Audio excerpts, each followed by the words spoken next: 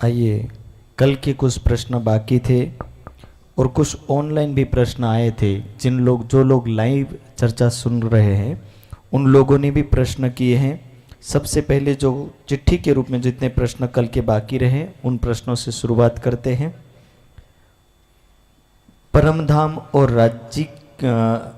परमधाम और जो शोभा का वर्णन हमारे धर्म में है वो कोई और धर्म में योगी के संत ने बताया है? अगर नहीं बताया तो सिर्फ हम सही बाकी सब गलत, ऐसा कैसे? कहने का तात्पर्य है कि परमधाम और वहाँ की शोभा का जो वर्णन है वो केवल हमारे ही धर्म में है या किसी और धर्म में है? यदि और धर्म में नहीं है तो हमारे धर्म में है, ऐसा सही है या गलत है? देखिए, प्रश्नकर्ता को धर्म और संप्रदाय का अंतर समझना चाहिए। धर्म तो एक है, संप्रदाय अनेकों होते हैं। अलग अलग संप्रदायों में उनके प्रवर्तकों को जितना अनुभव हुआ सो तो तेता ही बोलिया, जो गया जहाँ लो चल, अपने अपने मुख से बयां करी मंजिल। वैष्णव संप्रदाय का जो भी ग्रंथ है, जैसे नारद पंचरात्र से महेश्वर तंत्र लिया गया है, वैष्णव संप्रदाय का ग्रंथ है। लेकिन वैष्णव को पता नहीं है कि क्या अक्षर है क्या अक्षर अतीत है। देवी भागवत में परमधाम का ज्ञान मिलना मुश्किल है। सारे संसार का ज्ञान निराकार बैकुंठ तक रहा है। सुपन बुद्ध बैकुंठ लो या निरंजन निराकार। वाणी कहती है, हक तरफ जाने नूर अक्षर और दूजा न जाने कोई, पर बातून शुद्ध तिनको नहीं, हक इलम दिखावे सोई। अक्षरातीत हैं, इसका ज्ञान केवल अक्षर को ही है। अक्षर की जो पंचवासनाएं हैं उनको भी अव्याकृत सबलिक केवल से परे का ज्ञान नहीं है। मैंने चर्चा के प्रसंग में कई बार कहा है, त्रिपादूर दुदैत पुरुषा, योग माया से परे परम धाम है। ये इसका ज्ञान तो नारायण तक को नहीं है, तो ऋषि मुनि और विद्वानों को कैसे पता चल सकेगा? वेद में जो मंत्र है चतुष्पाद विभूति के, उनका ज्ञान चारों वेदों को विद्वान को नहीं मालूम होता। वो सब कुछ इस माया के ब्रह्मांड में ओतप्रोत मान लेते हैं।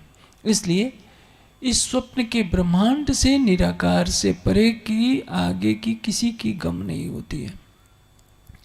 गीता में केवल इतने ही कहा है कि न तत्र भास्यर सूर्यो न शशांको न पावका, यद गत्वा न निवर्तित तद्धाम परमम। तो वो भी केवल बेहद मंडल के लिए है, परम धाम के लिए प्रयोग नहीं होता है। ये जरूर सेवा पूजा में हम गा देते हैं कि गीता की गम नहीं वह सतगुरु का देश, लेकिन इसका जो वास्तविक विनियोग होगा योग माया के ब्रह्मांड के लिए किया गया है। आदि शंकराचार्य ने चिदानंद लहरी को परिब्रह्म की महारानी कहा है, और चिदानंद लहरी का स्थान कहाँ है? सबलिक के सूक्ष्म में, सबलिक के त्रिअतीत में, सबलिक के अंदर जो है चिदानंद लहरी का स्थान है।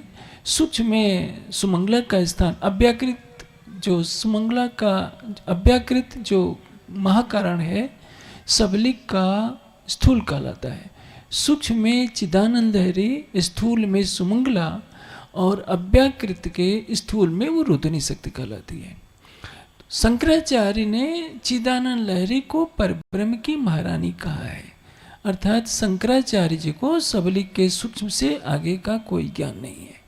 केवल ब्रह्म में जो रसो वैसा कहा गया है वो अनुमान से केवल ब्रह्म तक का वर्णन करते हैं। केवल से परे सत्स्वरूप है, सत्स्वरूप से भी परे परम धाम है, जिसको वेद में अष्टाचक्र 9 द्वारा देवानापुरी अयोध्या कहा गया है। इसका रहस्य संसार में आज तक कोई भी जान नहीं सका। अथर्ववेद में एक मंत्र है, पुंडरीकम 9 द्वारम त्रिभि गुणे भी आवृतम। इस मंत्र का अर्थ भी सभी विद्वान शरीर पर घटा लेते हैं। सबसे बड़ी विचित्र बात मैं आपको बताता हूँ।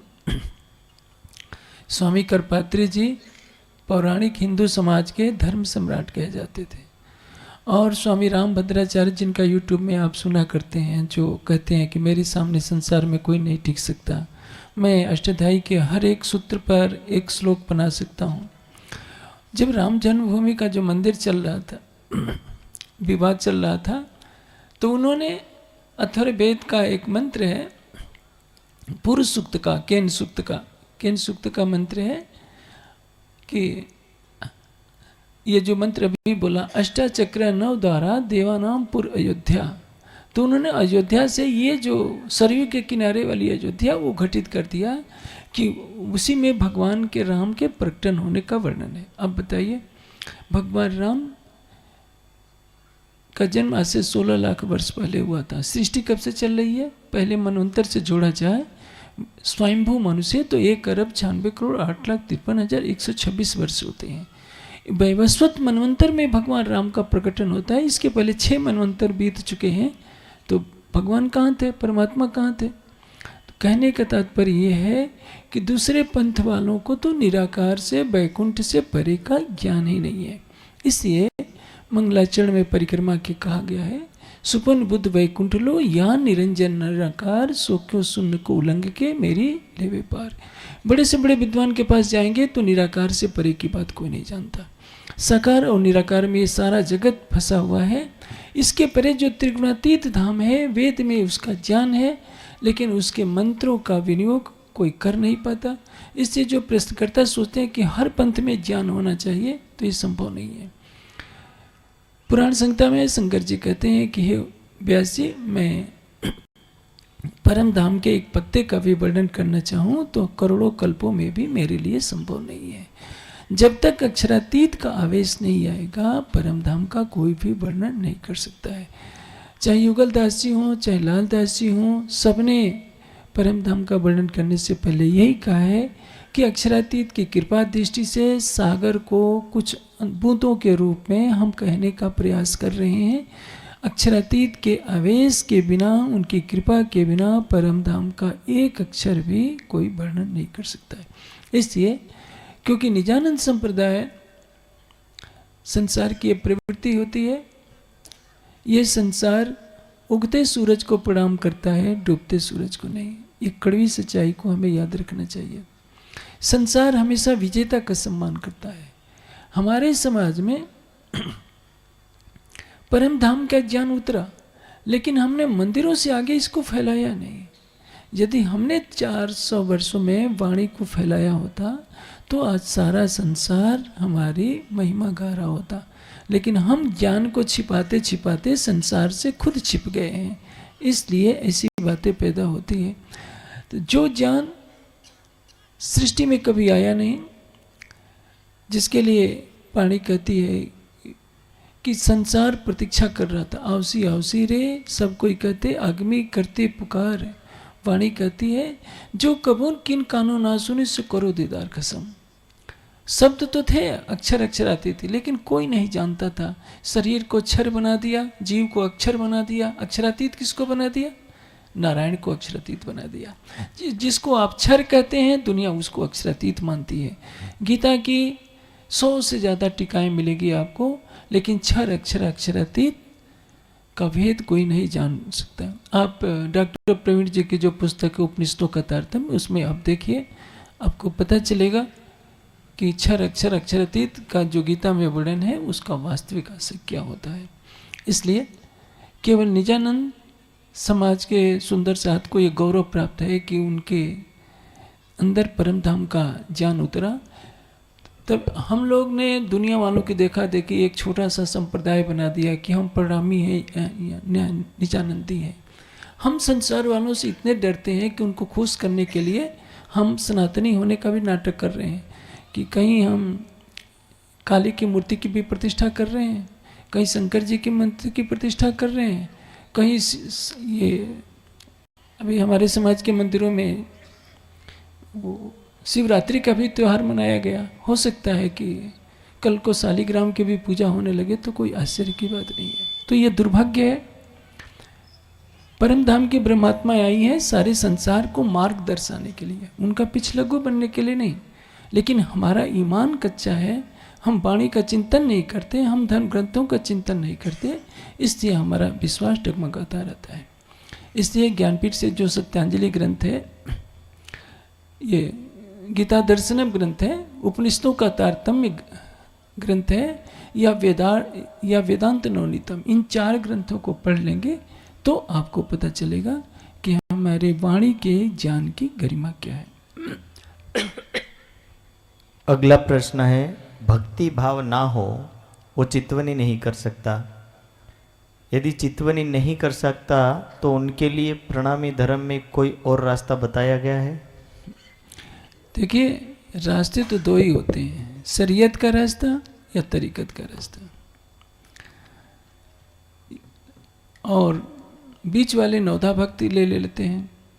जो हकीकत के मार्ग पर चलेंगे उनके लिए तो चितवनी है। जो शरीयत के मार्ग पर चलते हैं वो सेवा पूजा कर लेते हैं। जो बीच वाले नौधा भक्ति अपना लेते हैं।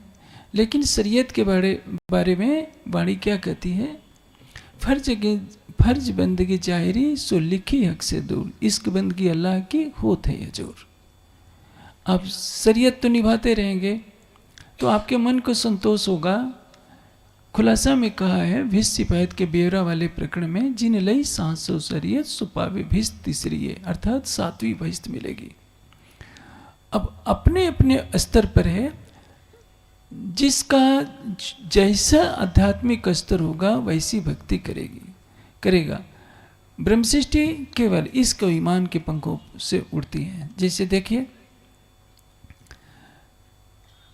पन्ना जी में 10 वर्षों तक लीला होगी। करसी लीला बरस दस्तूरी होसी हास बिलास। 1735 में श्यामा जी के स्वामित्व के 40 वर्ष पूरे होते हैं। उसमें 1745 में सदी पूरी हो जाती है और 1745 से लेकर 1775 तक का जो 100 साल का समय है उसमें जागने के ये सारे वर्ष व्यतीत होते हैं। तो 1751 में श्री जी की अंतर्धान लीला होती है। बीतक में कहा गया है, 11 जोलो रही तोलो बहुत चाह धरे, फिर ठंडे पड़ते गए लाल कहे अंग ठरे। अंग ठरने का तात्पर्य, जब तक 1751 तक श्री जी के तन से लीला होती रही, महामती जी के तन से, तब तक सब सुंदर साथ में चितवनी का भाव रहा। फिर ठंडे पड़ते गए लाल कहे अंग ठरे। अंग ठरने का मतलब हाथ ठंडे हो जाते हैं। हाथ ठरना क्या है? आप दिसंबर जनवरी के महीने में सरसवा चले जाइए, आपका हाथ लगेगा कि बर्फ में गल गया है। तो जो चितवनी का जोश था वो समाप्त हो गया। तीसरे सृष्टि विष्णु 100 वर्षे प्रेमे पीवेगा शब्दों का सार। 1745 तक जो 11वीं सदी मानी जाती, 11वीं सदी पूरी हो जाती है। 12वीं सदी में 11 के 10, 12 के 30, ईसा पातशाही बरस 40। तो 1751 तक लीला होती है 10 साल की, लेकिन जब गणना की जाती है तो 1745 से जोड़ा जाता है। 1745 में 30 साल जोड़ देंगे तो क्या होगा? 1775। 30 साल 11 के 10 और 12 के 30, ईसा पातशाही बरस 40। 1775 तक ईश्वरीय सृष्टि का 30 वर्ष तक राज्य रहा। जब तक ब्रह्म सृष्टि की जागरण लीला हुई उसमें चितवनी की महत्ता रही, वाणी का मारिफत का ज्ञान अवतरित होता रहा। ईश्वरीय सृष्टि की जब जागरण लीला चलती है, ईश्वरीय सृष्टि का प्रभाव जब बढ़ता है, क्योंकि श्री जी के अंतर्ध्यान के बाद अधिकतर ब्रह्ममुनियों ने, कई ब्रह्ममुनियों ने शरीर छोड़ दिया। सुंदर साथ सोचता था कि अब क्या दुनिया में रहकर रहना, लेकिन ईश्वरीय सृष्टि ज्ञान वाली थी। उसने चर्चनी का ज्ञान खूब फैलाया, वाणी का ज्ञान फैलाया, ईमान लिया, लेकिन ब्रह्म सृष्टियों की तरह विरह प्रेम की राह नहीं अपनाई। चितवनी कम हो गई। इसी को लालदास जी ने कहा है। लालदास जी ने उन दिनों में देखा था, बीतक लिखते समय उनको अनुभूति हुई कि अब तो किसी के अंदर चितवनी करने का जोश ही नहीं रहा। इसी को कहते लाल कहे अंग ठरे। और जब 1775 के बाद 70 साल शुरू होते हैं तो कर्मकांड का जोड़ हो गया, जीव सृष्टि की जागनी। इसी को कहते हैं पुलसरात की रात। 70 साल पुलसरात के कहे तो जीव सृष्टि की जिला में क्या हो गया? चर्चनी भी कम हो गई, सेवा पूजा ज़्यादा प्रचलित हो गई। आज देखिए पूरे देश में क्या हो रहा है, गरबा कर लेंगे, नाच कूद लेंगे, सेवा पूजा झूम झूम कर गा लेंगे। उनको कहे कि चितवनी करो, उनको पहाड़ लगता है। क्योंकि चितवनी का मार्ग ब्रह्मात्माओं का है, चर्चनी का मार्ग ईश्वरी सृष्टि का है। लेकिन ऐसा ये नहीं है, मैं ये नहीं कह रहा हूँ कि ब्रह्म सृष्टि चर्चनी नहीं करती। लालदास जी ने बड़ी वृत्त लिखी, युगलदास जी ने बड़ी वृत्त लिखी, लेकिन ब्रह्म सृष्टि केवल ज्ञान तक सीमित नहीं रहती, चर्चनी के ज्ञान को क्रियात्मक जीवन में उतारती है। इसलिए चर्चनी के साथ ब्रह्म सृष्टि चितवनी भी करती है। ईश्वरी सृष्टि केवल रात्रि का जो स्वरूप है उसी को दोहरा लेती है। 25 पक्षों का वर्णन चर्चनी सीखेगी, उसको दोहरा लेगी, सोचेगी कि हमारा काम पूरा हो गया। जो भी ब्रह्ममुनि हुए हैं, परमहंस हुए हैं, उन्होंने पूरी पूरी रात राज्य की चितवनी में गुजारी है।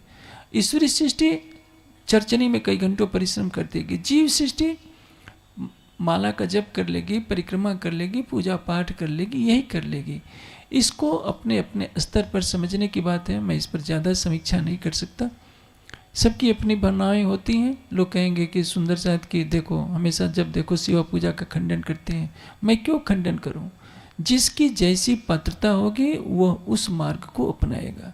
या तो वाणी की चौपाई को हटाइए कि इश्क बंदगी अल्लाह की होत है हजूर, फर्ज बंदगी जाहिरी सो लिखी हक से दूर।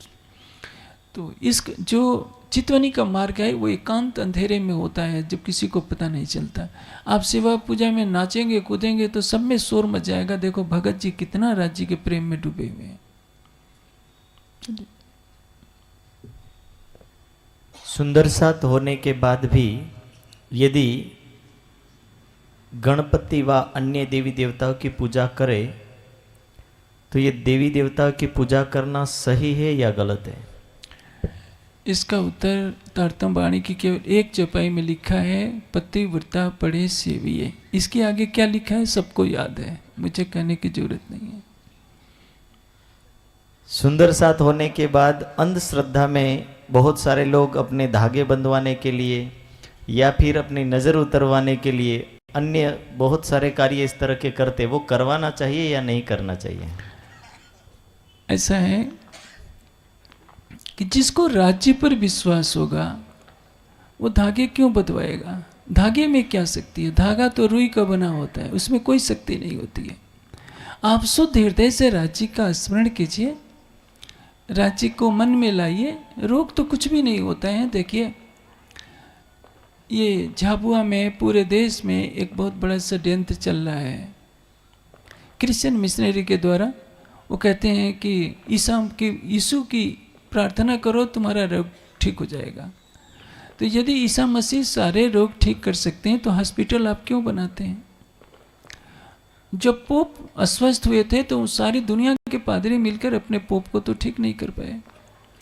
भोली भाली जनता को बका दिया जाता है, वो प्रसाद देते हैं और उसमें दवा मिली होती है, रोग ठीक हो जाता है। लेकिन योग के द्वारा भी रोग ठीक करने का विधान है। आप संकल्प मात्र से किसी का रोग ठीक कर सकते हैं, लेकिन इसका दुष्परिणाम होगा कि आपकी साधना बंद हो जाएगी। लोग हर कोई आएगा कि मेरा रोग ठीक कर दीजिए, मेरा रोग ठीक कर दीजिए, तो आप साधना से भटक जाएंगे। इसलिए ऊंचे स्तर के योगी महात्मा ये सब प्रक्रियाएं नहीं करते, वो खुद दवा खाते हैं ताकि व्यर्थ की झंझट कौन मोल ले। मैं आपको संकेतों में बता देता हूँ। देखिए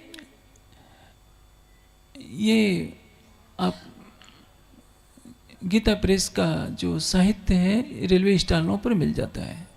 योग दर्शन की टीका लिखी है, उसमें पातंजल योग प्रदीप, उसमें आप देखेंगे स्पर्श चिकित्सा, संकल्प चिकित्सा, कई तरह की चिकित्सा की विधियां हैं।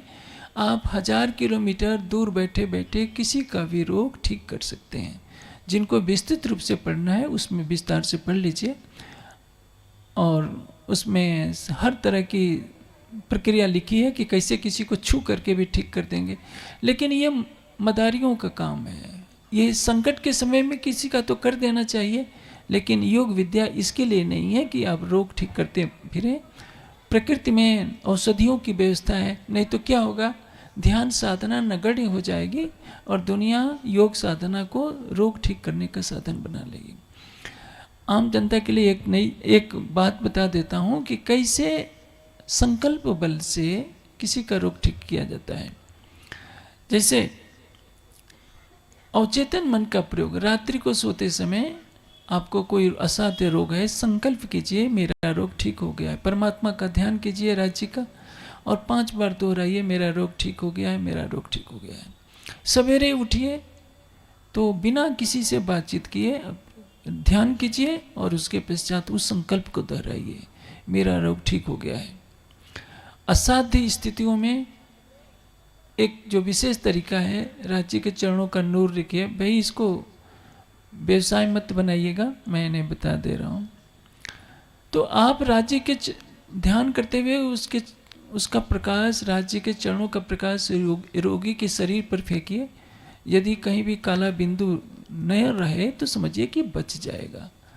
तो ये सब योग की प्रक्रियाएं होती हैं, धागे वगैरह के चक्कर में न पड़ना चाहिए।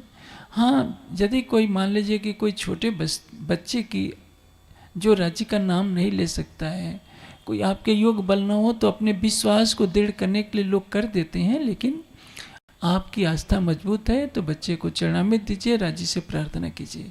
धागा और ताबीज का प्रचलन समाज को अंधविश्वास की तरफ ले जाता है, लेकिन कहीं कहीं ऐसी ये परंपरा बुरी लग गई है कि पंजाब की तरफ जाइए तो सुंदर सा पीछे बढ़ जाते हैं कि आप धागा तो बना दीजिए। सबसे बड़ी समस्या है कि ऐसे सुंदर साथ को क्या समझाया जाए कि धागे में कोई शक्ति नहीं है, शक्ति है अटूट विश्वास में, अटूट प्रेम में। सुंदर साथ वाणी और चितवनी करते हैं और उसके बाद यदि मृत्यु हो जाए तो आत्मा तो पन्ना जी में जाएगी, पर जीव कहाँ जाएंगे? जब तक ये खेल चल रहा है आत्मा जीव को नहीं छोड़ेगी। जीव के आत्मा का कोई अपना तन नहीं है।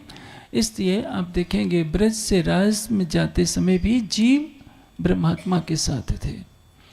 पन्ना जी में भी जो ब्रह्मात्मा रहेगी जीव के ऊपर बैठकर ही पन्ना जी में रहेगी और कहीं नहीं। जब महाप्रलय होगा, जब खेल समाप्त होगा, तो ये जीव सत्स्वरूप की पहली बहिष्ठ में जाएगा और आत्मा अपने परात्मा को प्राप्त हो जाएगी।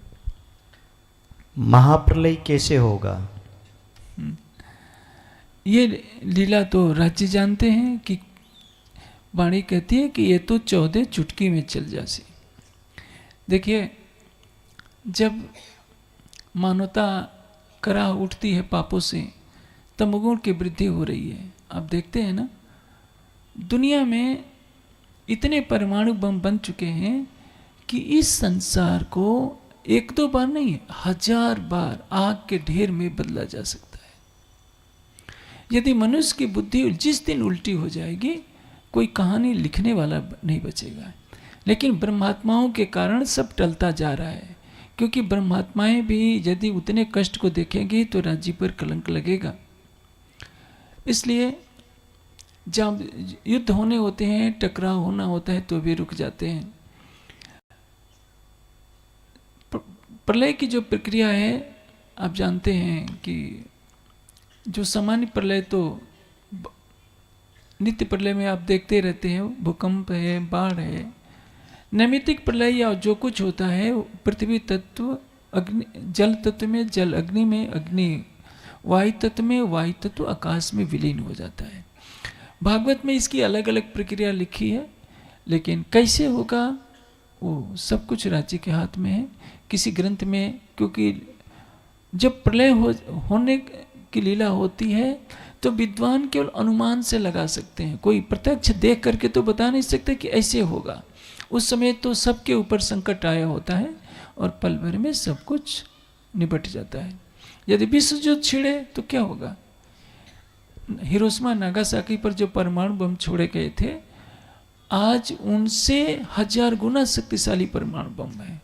1 मिनट का समय नहीं लगा था, पूरा शहर भाप में बदल गया था। ये बिल्डिंग भी नहीं बचती है, सब कुछ राख हो जाती है।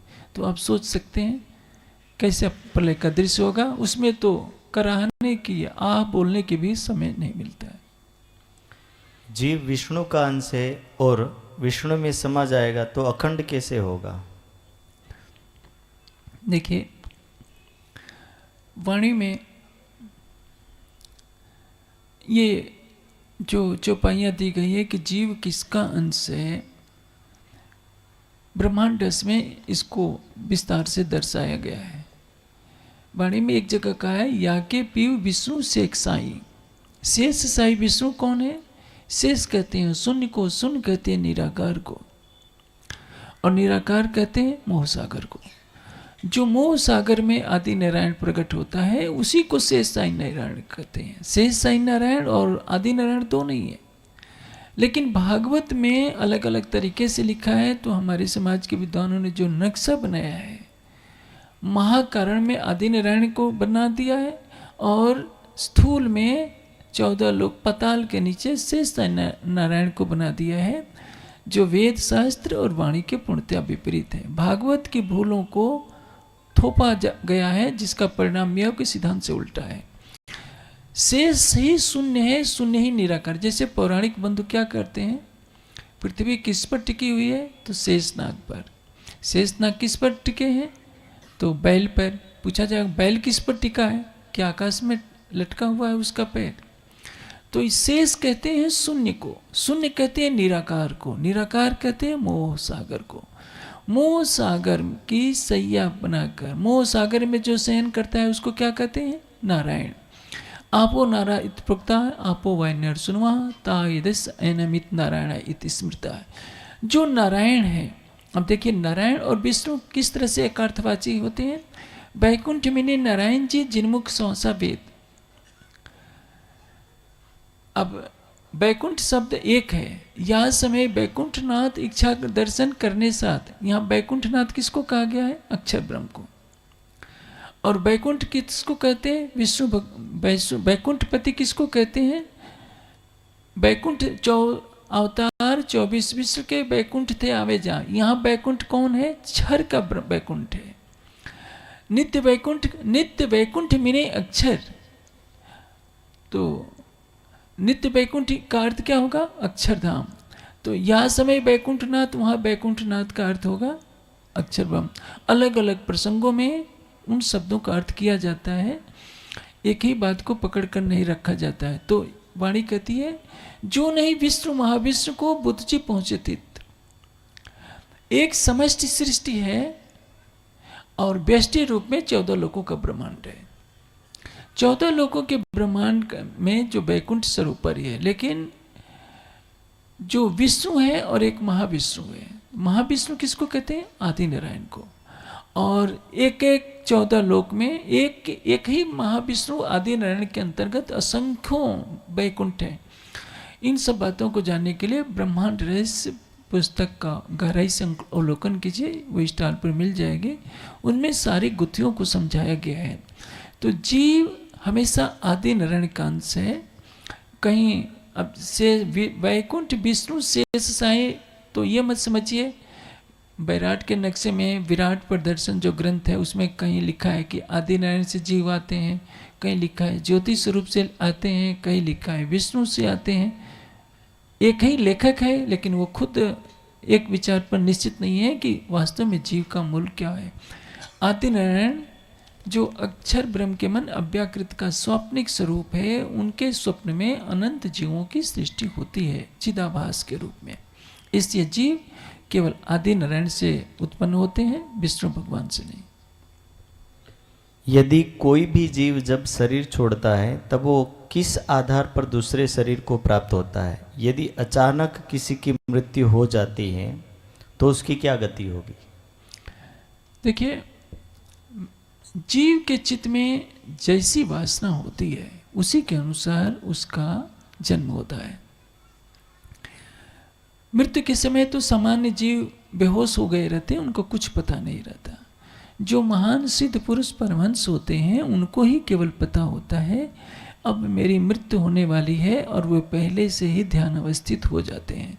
लेकिन सामान्य मनुष्य की जो मृत्यु होती है बिना बुलाए, बिना उसकी जानकारी में अपने समय पर हो जाती है। तो जो जैसा कर्म किए रहता है बेहोशी से पहले वही विचार उसके मन में आता है, और कर्मों के संस्कार, जैसे मनुष्य जब मृत्यु को प्राप्त होने लगता है तो उसका मस्तिष्क निष्क्रिय होने से पहले कर्म का बीज उसके सामने दिखने लगता है। जैसे आप देखे होंगे कोई व्यक्ति अस्वस्थ होता है तो रोने लगता है। क्यों? क्योंकि उसको अपने सारे जीवन के सारे कर्म याद आने लगते हैं कि अब तो मैं मरने वाला हूँ, इस दुनिया से जाने वाला हूँ, तो अपने संगी संबंधियों को देख करके रोने लगता है। तो जो पुनर्जन्म होगा चित्त की वासना के अनुसार होगा, और हमें अपना केवल अच्छा कार्य करना चाहिए, राज्य को याद करना चाहिए। हमारी क्या गति होगी ये केवल राज्य जानते हैं। लेकिन जो सुंदर साथ प्रतिदिन वाणी पढ़ता है, सच्चे हृदय से राज्य से प्रेम करता है, जो सच्चे हृदय से 2 घंटा चितवनी करते हैं, मुझे पूरा विश्वास है कि राज्य शरीर छूटने से पहले अंतिम समय में उसको दर्शन अवश्य देंगे, चाहे कोरा भी जीव क्यों न हो। और जो चितवनी नहीं कर सकता है, केवल 5 चौपाई भी पढ़ता है, संध्या आरती भी कर लेता है, राज्य के प्रभाव रखता है, उसको भी सुकून से शरीर छूटेगा और जीव मुक्ति को प्राप्त करेगा। 7वीं भैंस उसके लिए भी सुरक्षित है। महेश्वर तंत्र में हर बार 12-12 वर्ष के लिए ब्रह्म सृष्टि लीला करती है, ऐसा उल्लेख मिलता है। देखिए, ये कुछ अलंकारिक वर्णन है। मैं आपको एक चीज़ बताऊं कि विज्ञान भी ये मानता है कोई भी स्वप्न 1 मिनट से भी कम समय के अंतर्गत पूरा हो जाता है। आप वाणी में सुनते हैं, कोट ब्रह्मांड नजरों में आवे, छिन में देख के पल में उड़ावे। अक्षर ब्रह्म के एक पल में करोड़ों ब्रह्मांड बनते हैं और लय को प्राप्त हो जाते हैं। तो अक्षर का मन क्या है? अव्याकृत। अव्याकृत के सपने का स्वरूप क्या है? आदि नारायण। आदि नारायण का समय क्या है? ब्रह्मांड रहस्य में दर्शाया गया है। बेहदवाणी में कहा है, नारायण जी की रात को कोई पावे पार। कोई बिरला होता है जो नारायण की रात्रि का पार पाता है। और देखिए, नारायण का समय कितना है। जैसे मैं आपको दृष्टांत दूं, आप मोटासा में सो गए, आप सपना देख रहे हैं कि मैं दिल्ली में गया हूँ, चांदनी चौक घूम रहा हूँ, अक्षरधाम मंदिर देख रहा हूँ। आपके कितना समय लगा? आप तो वहाँ पूरा दिन घूमते रहे। लेकिन ये जो आपका सपना होगा 1 मिनट से भी कम समय में आपका पूरा हो जाएगा।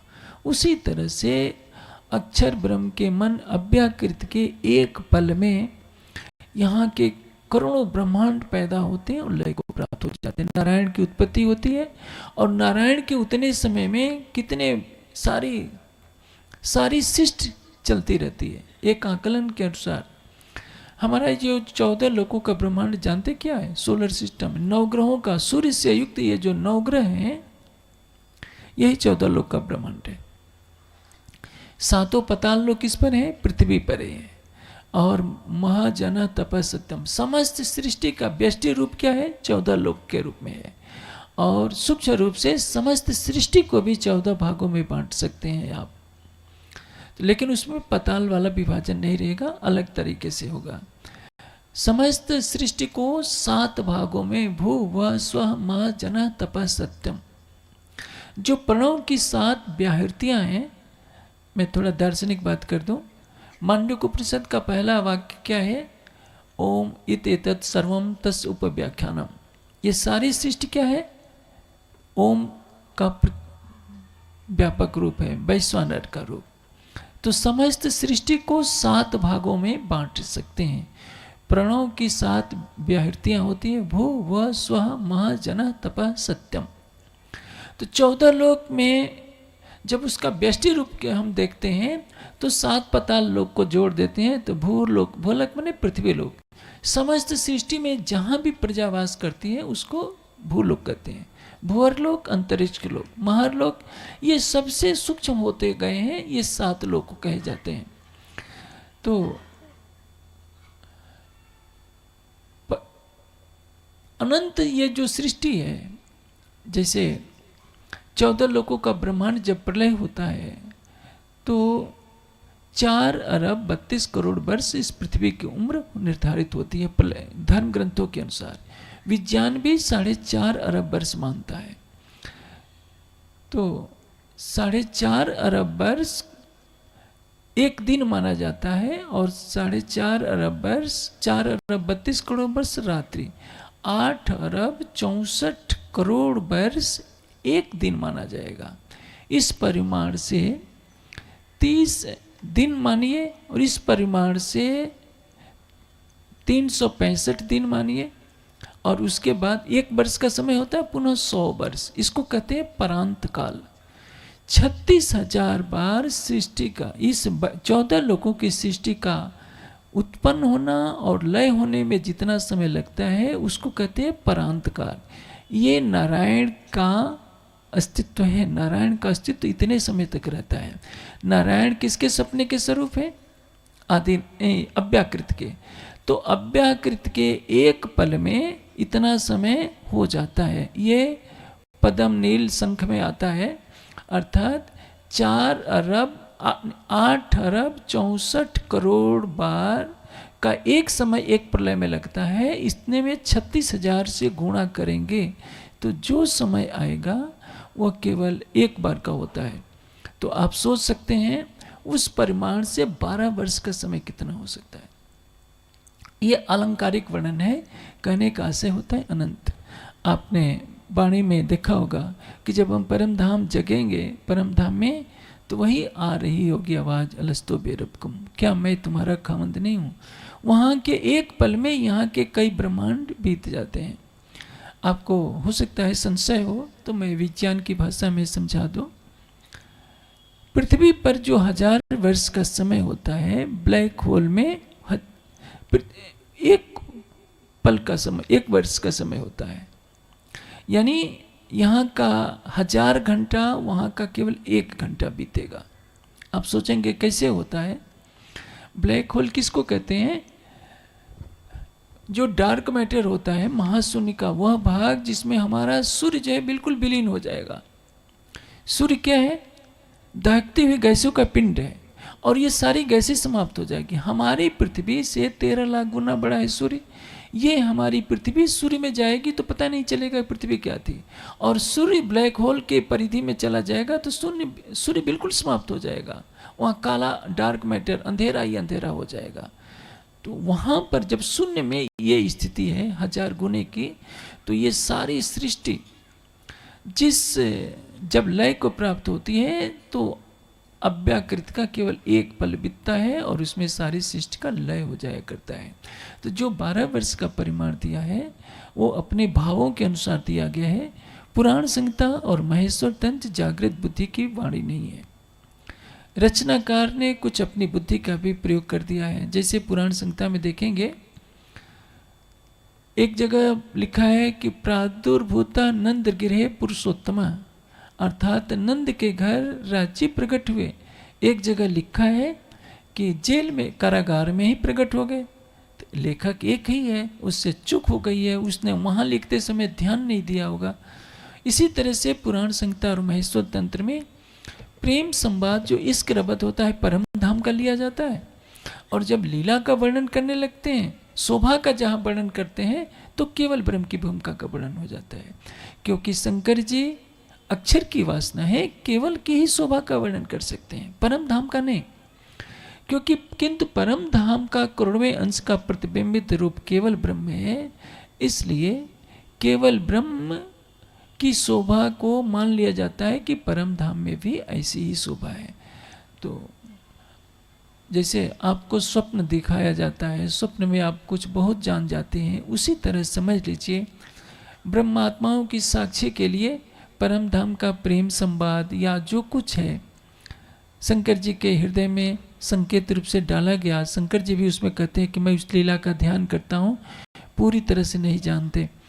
किंतु जैसे प्रश्नकर्ता ने कहा है कि 12 वर्ष के बाद लीला प्रकट होती है, वाणी की चौपाई में कहा गया है ये 3 ब्रह्मांड हुए जो अब ऐसे हुए न होसी कब। अब कभी संभव नहीं होगा कि अक्षर के अंदर परम धाम की लीला देखने की इच्छा हो या सखियों के अंदर माया की लीला देखने की इच्छा हो, क्योंकि परम धाम पूर्ण है। परम धाम में न कोई चीज़ घट सकती है, न बढ़ सकती है, न कोई चीज़ भुलाई जा सकती है। केवल ब्रह्म में अवश्य संयोग और वियोग की लीला होती है। केवल ब्रह्म में 9 रसों की भूमिका है। तो एक रस वियोग रस भी होता है। वियोग रस अनिवार्य है। इसी कारण रास में वियोग रस हुआ। सखियों के मन में आ गया कि श्रीकृष्ण जी तो हमारे बस में हो गए हैं, तो राज जी ने उनको विरह की लीला दिखाई थी। जैसे 9 रसों में हास्य है, करुण है, विभत्स है, उसी वात्सल्य है, उसी तरह से विप्रलंब, विप्रलंब का अर्थ होता है वियोग रस। जो वियोग रस होता है तो ऐसा क्यों होता है कि अक्षर ब्रह्म परम धाम में रहते हैं, अक्षरधाम के अंदर वे प्रतिदिन राज्य का दर्शन करने जाते हैं। राज्य के आधे मुखारविंद का दर्शन करके लौटते हैं। तो जो प्रेम का जो उनके अंदर रस होता है, जब परम धाम दर्शन करने जाते हैं तो ये लीला, ये वियोग लीला होती है। और जब वहाँ से आते हैं तो ये लीला पुनः प्रारंभ हो जाती है। इसी कारण उसी को दर्शाने के लिए पूरा माहेश्वर तंत्र के रचनाकार ने अपने तरफ से अनुमान लगा लिया है कि प्रत्येक 12 वर्ष के बाद ऐसा होता है, लेकिन यथार्थ में ऐसा नहीं होता। 12 वर्ष का परिणाम जोड़ेंगे तो अनंत काल होगा हमारी मानवीय बुद्धि के लिए। महेश्वर तंत्र में उपदेश देने का अधिकार वासना निर्धारित हो जाने के बाद ही लिखा है।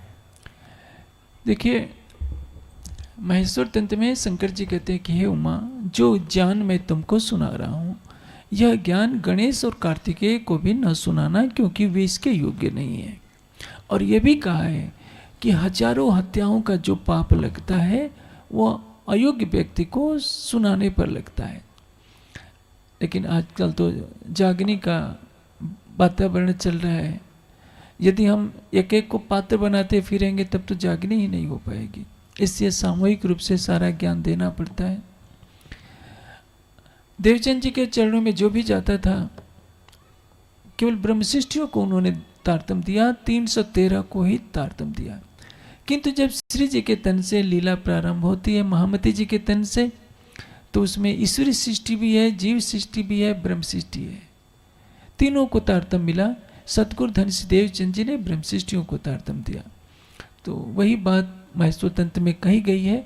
लेकिन यदि आप सारे संसार के कल्याण के लिए आप आए हैं, परम धाम की ब्रह्मात्माएं सब पर मेहरबान हैं, इसलिए इस बंधन को हटा दिया गया है।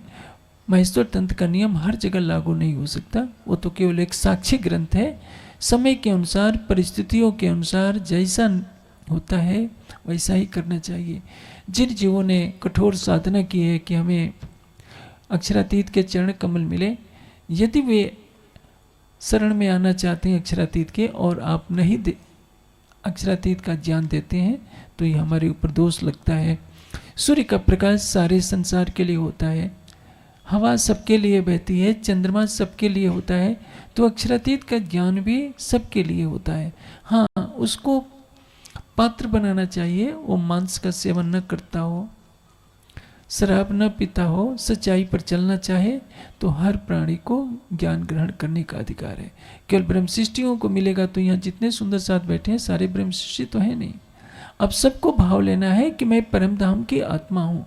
इस भाव के साथ यदि आप राज्य को रिझाते हैं, आप चितवनी करेंगे, तो सत्स्वरूप की पहली बहिष्त आपको प्राप्त हो जाएगी। कोरा से कोरा जीव भी चितवनी के द्वारा, प्रेम के द्वारा, समर्पण के द्वारा सत्स्वरूप की पहली बहिष्त पा सकता है। इसलिए किसी तरह का भेद किसी के नाम से नहीं करना चाहिए कि तुम ब्रह्म सृष्टि हो और तुम जीव सृष्टि हो। देवचंद जी ने पहचाना, महामती जी ने पहचाना, जो बड़े बड़े परमहंस होते हैं वो पहचान लेते हैं। हर कोई तो नहीं पहचान सकता कि कौन ब्रह्म सृष्टि है, कौन जीव सृष्टि है। वस्तुतः केवल मूल स्वरूप ही जानते हैं। बिहारी जी के और औरंगजेब के आचरण को देखकर कौन कहेगा कि ब्रह्म सृष्टि है। इसलिए हमारा कार्य है सब तक वाणी का प्रकाश फैलाना। जिसकी जितनी पात्रता होगी वो ग्रहण कर लेगा। हमें अवरोध खड़ा करने का नैतिक अधिकार नहीं है। ध्यान से संबंधित है। जब हम ध्यान करते तो उस वक्त हमारी आंखों की पुतलियां कौन सी दिशा में होनी चाहिए? आज्य चक्र की ओर, या सीधी, या कोई और दिशा में? एक बार और पढ़िए तो धीरे धीरे। जब हम ध्यान करते हैं तो उस वक्त हमारी आँखों की पुतलियाँ कौन सी दिशा में होनी चाहिए? आज्य चक्र की ओर, सीधी या कोई और दिशा में? पुतली तो आंखों की पुतली तो बंद रहती है।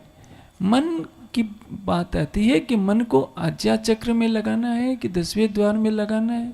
देखिए, ध्यान का अर्थ क्या होता है? ध्यानम निर्विषयम मना, मन का कोई कार्य नहीं होना चाहिए। यदि मन का योग है तो वो ध्यान नहीं है। यदि आप चौपाइयाँ बोलते जा रहे हैं कि एक देख राज्य के गले में 5 हार हैं, इस चौपाई में ऐसा लिखा है, 7 इतनी अंगूठियाँ हैं, पैरों में ये आभूषण है, तो ये मन बुद्धि का खेल चल रहा है। इसको अभी चितवनी नहीं कहेंगे। चितवनी प्रारंभ कहाँ से होती है? आपको पता ही नहीं चले कि आप बैठे भी हैं।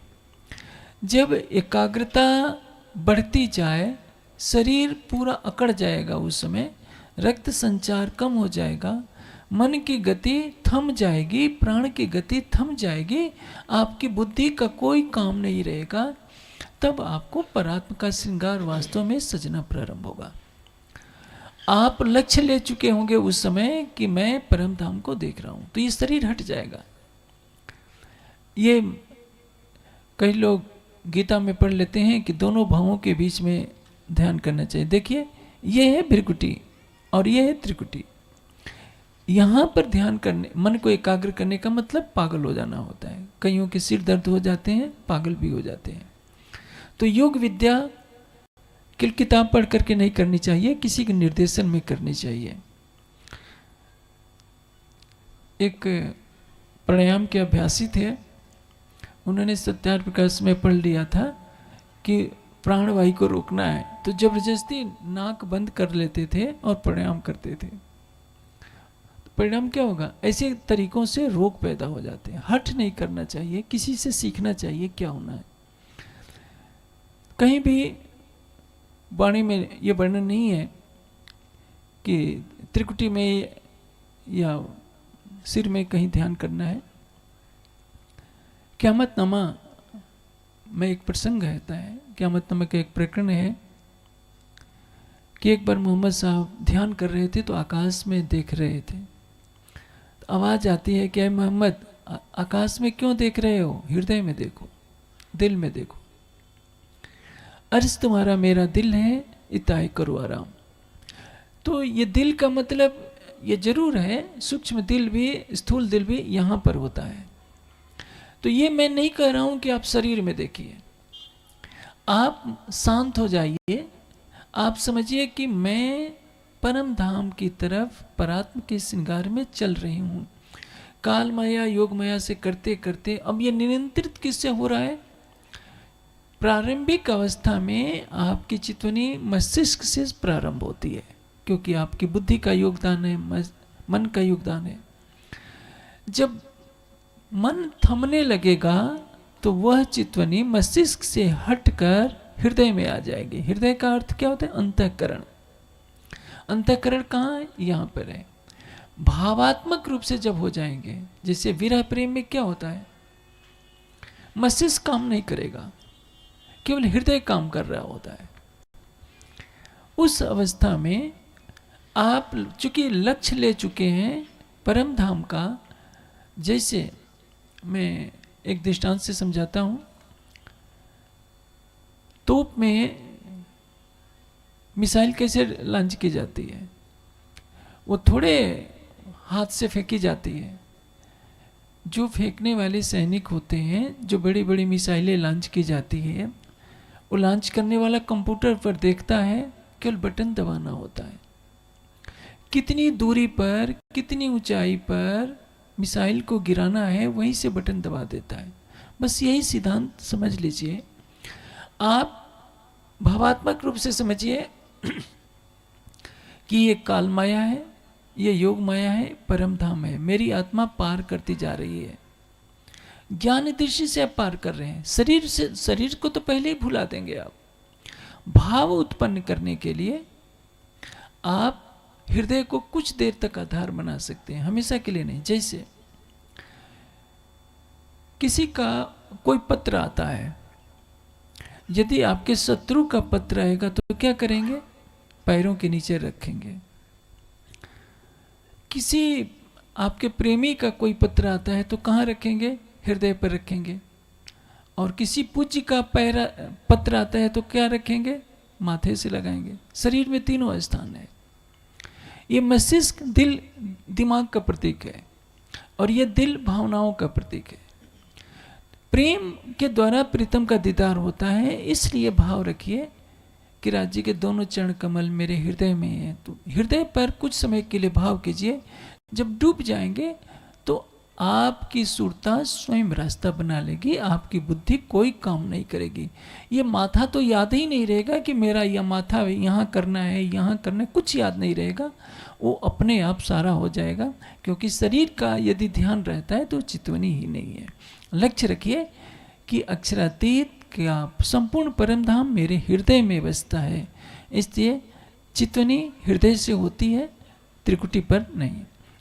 आप अपनी पुतली को तो बंद रखेंगे, आप अंतर्दृष्टि से, चूंकि परात्मा का श्रृंगार सजकर अपनी अंतर्दृष्टि से चितवनी करेंगे तो ये माथे की त्रिकुटी से या 10वें द्वार से या यहाँ पर कोई भाव नहीं रहेगा। शुरू में जरूर हृदय में मेरी छाती दिल की कोमल, तिन से तुम्हारे पाँव कोमल, इति से बिछाए देऊँ जुते करो चिंतम। इस तरह की भावना रखनी चाहिए ताकि आपका हृदय कोमल बने और उसके आपके हृदय कमल पे अक्षरातीत के चरण कमल पड़े। ध्यान के लिए ब्रह्मचर्य अनिवार्य है या नहीं है? गृहस्थ व्यक्ति का क्या ध्यान लगेगा या नहीं ऐसी अवस्था में? ध्यान के लिए ब्रह्मचर्य अनिवार्य है या नहीं? यदि है तो गृहस्थी का ध्यान कैसे लगेगा? देखिए, ब्रह्मचर्य का अर्थ होता है ब्रह्म में विचरण करना। ब्रह्मचर्य 3 तरह का होता है, शारीरिक, मानसिक और आत्मिक। शारीरिक ब्रह्मचर्य उसको कहते हैं जिसमें गृहस्थ जीवन में प्रवेश नहीं किया जाता है। मानसिक ब्रह्मचर्य उसको कहते हैं मन से भी विषय का चिंतन नहीं किया जाता है। आत्मिक ब्रह्मचर्य किसको कहते हैं? चितवनी करने को, ध्यान करने को, आत्मा से परमात्मा में विचरण करना ब्रह्मचर्य कहलाता है। ब्रह्म में चर्या अर्थात विचरण ही ब्रह्मचर्य है। जो लोक जीवन है उसके लिए, गृहस्थ के लिए विधान है कि ऋतुकालगामी गृहस्थ भी ब्रह्मचारी ही कहलाता है। इसलिए जो शास्त्रों में विधान है कि मनुष्य को ऋतुकालगामी होना चाहिए, उसको विषय नहीं कहा जाता है। हाँ, भारतीय संस्कृति में एक अवश्य नियम है कि पराई स्त्री को माता समझना सबके लिए अनिवार्य होता है, और ऋतुकाल जो गामी गृहस्थ भी होता है तो उसको भी ब्रह्मचारी ही माना जाता है। ऋषियों ने केवल संतान उत्पत्ति के लिए अपने जीवन को रखा होता है। विवाह एक पवित्र बंधन होता है। आजकल की तरह शारीरिक सुख उपभोग के लिए विवाह का विधान नहीं है, बल्कि संतति की प्रक्रिया को निरंतर बनाए रखने के लिए विवाह ऋषि मुनि करते थे, और वही भारतीय शास्त्रों में मान्य है। देखा जाए तो जनक भी गृहस्थ थे, भगवान शिव भी गृहस्थ हैं, राम भी गृहस्थ हैं, योगेश्वर श्री कृष्ण भी गृहस्थ हैं। तो गृहस्थ भोगशाला नहीं है। जब गृहस्थ योगी होगा तब उसकी संतान ही ऊंचे स्तर के सन्यासी पैदा करेगी। यही कारण है कि हर गृहस्थ के घर सेवा पूजा होनी चाहिए। हर गृहस्थ के घर जब माता पिता प्रतिदिन ध्यान करेंगे तो उनके बच्चे भी ध्यान करेंगे। लोग सोचते हैं कि गांव के बाहर मंदिर बना दो और घर को भोगशाला बना दो, इससे समाज नहीं चलेगा। हर दिल को मंदिर बनाइए, हर घर को मंदिर का रूप बनाइए, तभी समाज सुधरेगा। और जब तक हृदय पवित्र नहीं होता तब तक आपकी चितवनी लग ही नहीं सकती। हृदय में जब पवित्रता आएगी, निर्विकारता आएगी, प्रेम का रस आएगा, तभी चितवनी लगेगी।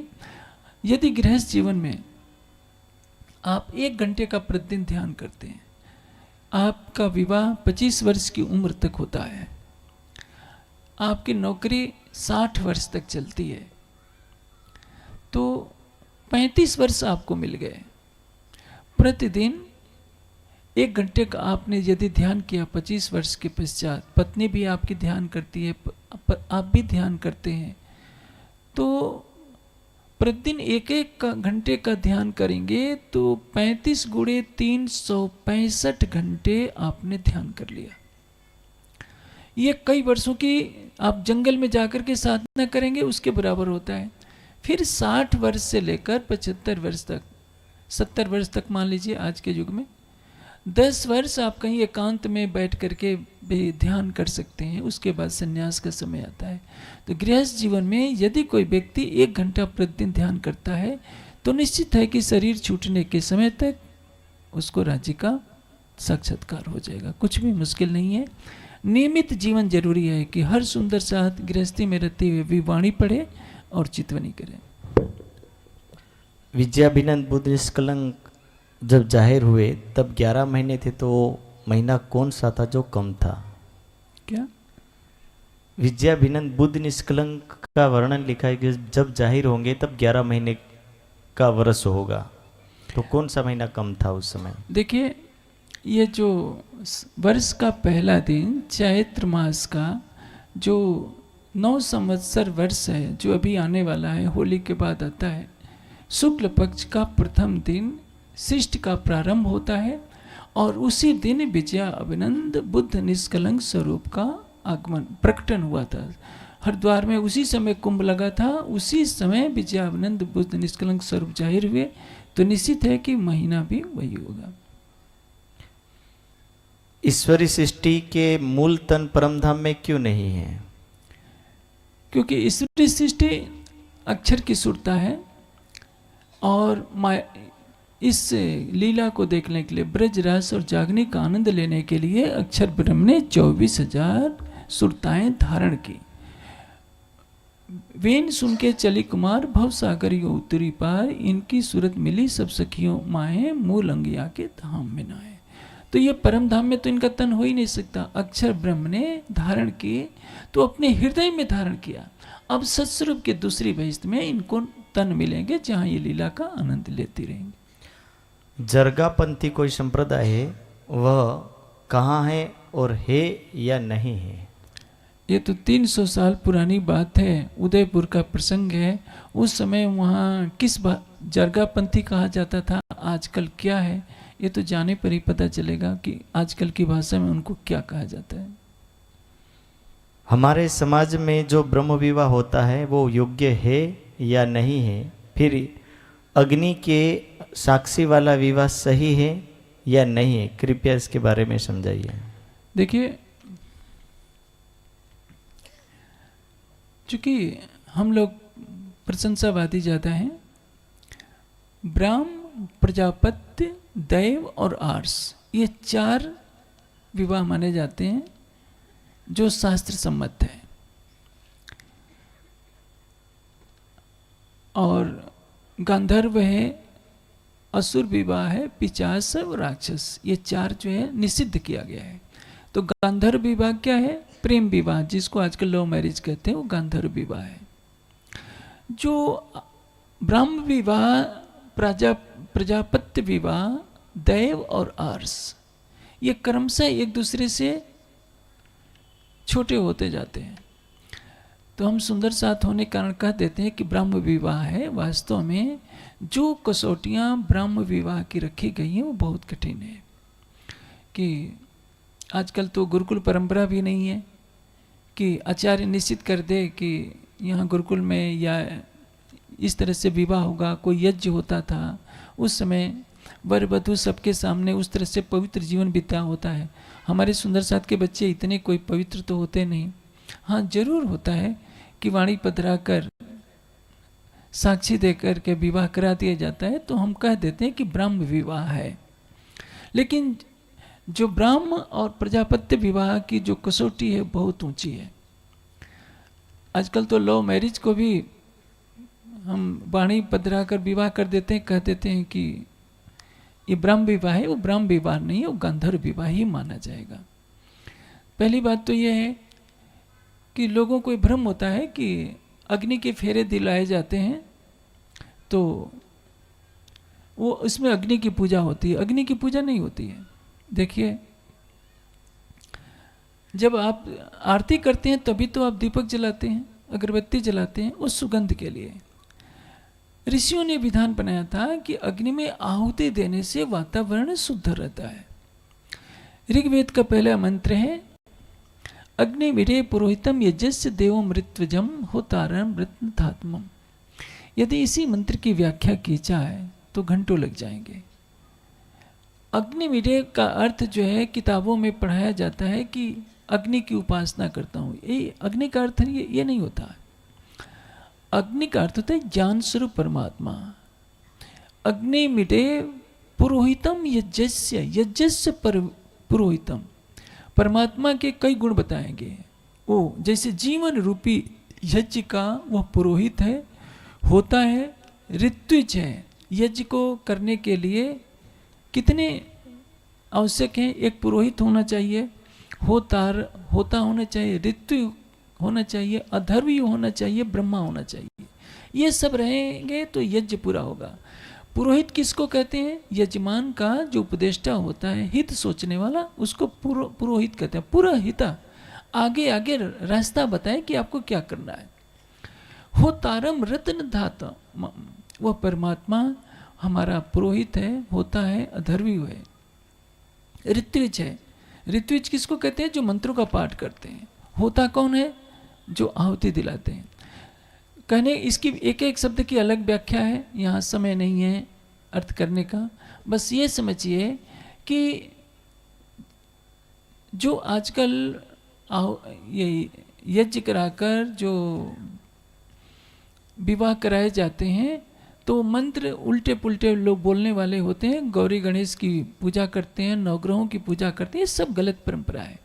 वैदिक विवाह में केवल वेद मंत्रों से विवाह होता है। गौरी गणेश का पूजन नहीं होता, नवग्रहों का पूजन नहीं होता। परमात्मा की स्तुति की जाती है। जैसे आप अगरबत्ती जलाते हैं, राज्य की आरती उतारते हैं, तो अग्नि का प्रयोग तो उसमें भी होता है। बिना अग्नि ज्योति के दीपक तो जलेगा ही नहीं। तो इसका अर्थ थोड़े कि आप अग्नि की पूजा कर रहे हैं। लोक परंपरा में मान लिया जाता है कि 7 फेरे होते हैं। 7 फेरे का कहीं नियम नहीं है, सप्तपदी है। सप्तपदी का तात्पर्य वर और वधू को 7 कदम चलाया जाता है, लेकिन फेरे तो 3 ही होते हैं। इसलिए वाणी में लिखा है 3 फेरे पीछे फिरी, चौथे फेरे आगल भई। वैदिक परंपरा में केवल 4 फेरों का विवाह है, 7 फेरों का कहीं नियम नहीं है। 7 कदम वर वधू को चलाया जाता है कि तुम्हें साथ साथ रहना है, ये शिक्षा दी जाती है। तो अग्नि में आहुति देने को हमारे सुंदर साथ दूसरे ढंग से देखते हैं, क्योंकि वो पौराणिक मान्यताओं में उन्होंने समझा है कि इसमें आग की पूजा होती है। वाणी में चौपाई जरूर कही गई है, देखो इनों की नस्लें आग पानी पत्थर पूजत, बढ़ के हमारे कदीम के पूजत आए। आग पानी पत्थर है पर रब बाप दातों का जय। पारसी लोग अग्नि की पूजा करते हैं।